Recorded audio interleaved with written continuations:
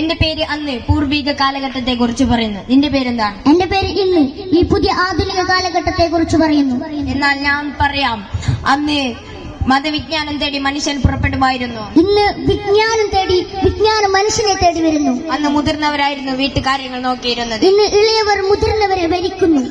അന്ന് മുഹമ്മദ്, അബ്ദുല്ല, മരക്കാർ, പോക്കർ തുടങ്ങിയ പേരുകളായിരുന്നു വിളിച്ചിരുന്നത്. ഇന്ന് ടിന്നു, മിന്നു, കിറ്റു, ടിറ്റു എന്ന പുതിയ പേരുകളാണ് പറയുന്നത്.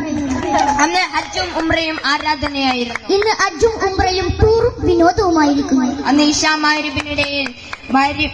ഇഷാമായിരിപ്പിനിടയിൽ മാല മൗലൂദുകളും സിഗറും സലാത്തുമായിരുന്നു. ഇന്ന് ഇഷാമാരിപ്പിനിടയിൽ സീരിയൽ TV നടിമാരൊത്തു കരയുന്നു. അന്ന് അള്ളാഹുവിനെ പേടിച്ചായിരുന്നു കരഞ്ഞിരുന്നത്. ഇന്ന് സീരിയൽ TV നടിമാരൊത്തു കരയുന്നു.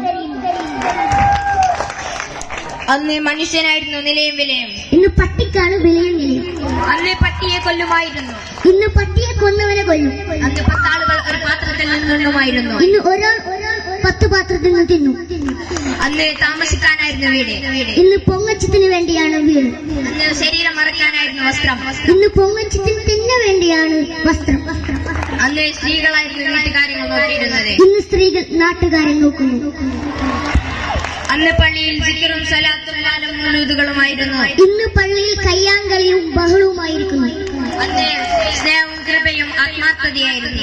ഇന്ന് സ്നേഹം കൃപയും വെറും അഭിനയം മാത്രം. തൽക്കാലം